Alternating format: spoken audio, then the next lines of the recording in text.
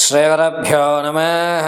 हरि ओं। श्रीमहागणाधिपतये नमः। श्रीमहासरस्वत्यै नमः। श्रीगुरुभ्यो नमः।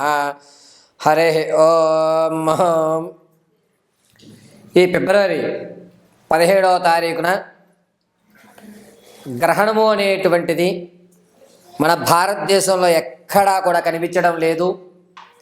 ఎటువంటి నియమ నిష్ఠలు పాటించవలసిన అవసరము లేదు. ప్రసార మాధ్యమాల్లో వచ్చేటువంటి ఎటువంటి అవాస్తవాల్ని కూడా నమ్మకండి. మేషం మొదలుకొని మీనరాశి వరకు కూడా ఈ అమావాస్యలో మంగళవారం రోజు గ్రహణం పడుతోంది. ఆ దానాలు చేయండి, ఈ దానాలు చేయండి అనేటువంటివి వస్తుంటే కనుక వాటిని నమ్మవద్దు. 17వ తారీఖు బహుళ అమావాస్య మంగళవారం రోజున పంచగ్రహ కూటమి ఏర్పడుతోంది. అంటే 5 గ్రహాలు ఏకస్థలంలోకి విచ్చేస్తున్నాయి. ఈ యొక్క పంచగ్రహ కూటమి ప్రభావం అంతా కూడాను మార్చి 1వ తారీఖు వరకు కూడా ఉంటుంది. అయితే ఈ అమావాస్య నుంచి ప్రారంభం చేసుకుని మార్చి 1వ తారీఖు వరకు కూడా మేషం నుంచి మొదలు పెట్టుకుని మీనరాశి వరకు వారి ఆలోచన విధానం మారుతుంది.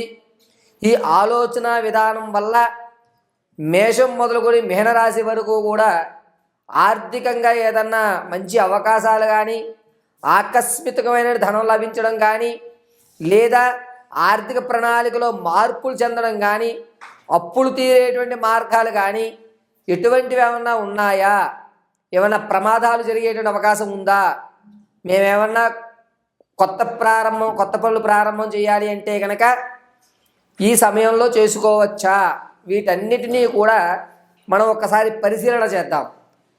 ఈ 17వ తారీఖు నుంచి 1వ తారీఖు మార్చి 1వ తారీఖు వరకు ఆదివారం వరకు అన్నమాట మేషం మొదలుకొని మీనరాశి వరకు జరిగేటువంటి ప్రభావాలు, ఫలితాలు అన్నీ కూడా గోచార రీత్యా మీకు తెలియజేయడం జరుగుతుంది. ఈ గోచార రీత్యా ఫలితాలను శ్రద్ధగా ఆలకించుకోండి. వ్యక్తిగతమైన జాతకానికి అయితే మాత్రం కింద స్క్రోల్ అవుతున్న నెంబర్ను సంప్రదించండి.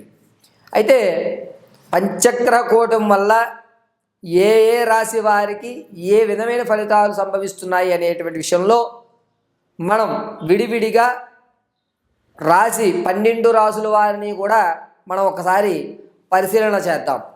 మేషరాశి వారికి ఈ నెల 17వ తారీఖు బహుళ అమావాస్య మంగళవారం నుండి 1వ తారీఖు ఆదివారం త్రయోదశి ఆదివారం వరకు మార్చి 1వ తారీఖు వరకు కూడా పంచగ్రహ కూటం వల్ల అంటే మిథున లగ్నంలోకి రవి, చంద్రుడు, బుధుడు, శుక్రుడు, రాహు ప్రవేశించడం వల్ల ఏ విధమైనటువంటి జాతక ఫలితాలు లభిస్తున్నాయి అనేటువంటిది మన పరిశీలనలో మేషరాశి వారు ఆర్థికంగా కొన్ని ఇబ్బందులు పడేటువంటి అవకాశం లభిస్తోంది.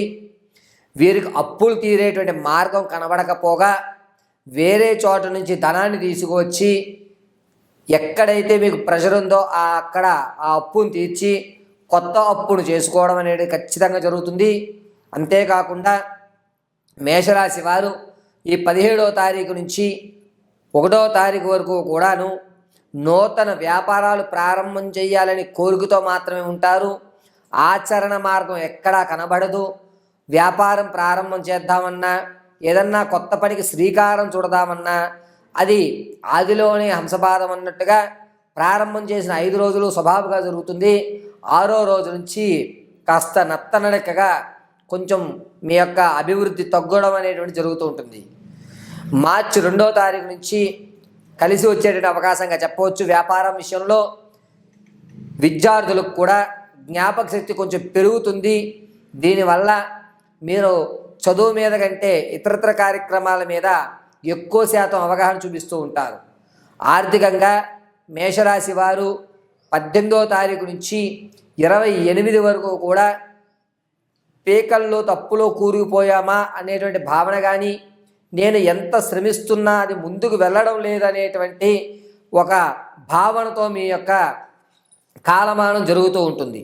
అంతేకాకుండా మేషరాశిలో ఉన్నటువంటి వారు ఈ బహుళ అమావాస్య మంగళవారం నుండి ప్రారంభమవుతున్నటువంటి రోజు నుండి ఏదో కొత్తగా ప్రయత్నం చేద్దాం, కొత్త కొత్త కార్యక్రమాలకు శ్రీకారం చుడదాం, మనకంటూ ఒక కొత్త వరవడిని మార్చుకుందాం అనే కొన్ని నియమాలు అయితే పెట్టుకుంటారు. ఆ నియమాలను మీరు ఆచరించేటువంటి మార్గం చాలా తక్కువగా కనబడుతోంది. కాబట్టి మేషరాశి వారు ఈ సమయంలో కొంచెం జాగ్రత్తగా ఉండాలి. ప్రమాదాలు అనేటువంటివి ఫిబ్రవరి 20వ తారీఖు నుంచి 28 మధ్యలో ప్రమాదాలు జరిగేటువంటి అవకాశం కల్పిస్తుంది. అగ్ని ప్రమాదం జరిగేటువంటి వ్యవస్థ ఎక్కువగా గోచరిస్తోంది. కాబట్టి కాస్త అగ్నికి సంబంధించినటువంటి కార్యక్రమాల్లో ఎవరైతే ఉంటారో, అంటే వంటలు చేయడం లేదా ఫైర్ ఇంజిన్ షాప్లో పనిచేయడము, ఎలక్ట్రికల్స్ చేసేటువంటి వారు కొంచెం జాగ్రత్తగా ఉండండి. అగ్ని సంబంధమైనటువంటి ప్రమాదము ఈ మేషరాశి వారికి పొంచి ఉంది. అయితే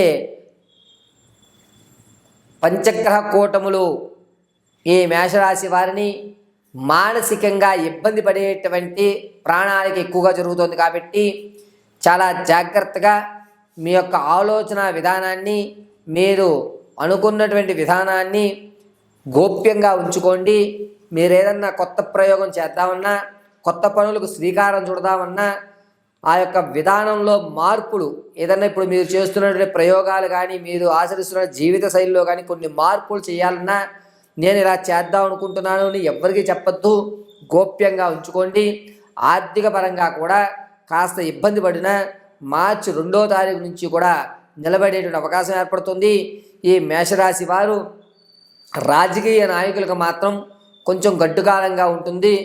ఆరోగ్యమైనటువంటి సమస్యలు అధిగమించడానికి మీరు ప్రయత్నం చేస్తుంటారు. మానసికమైనటువంటి ప్రయత్నం మాత్రమే మీరు చేసేటువంటి అవకాశం ఎక్కువగా లభిస్తుంది.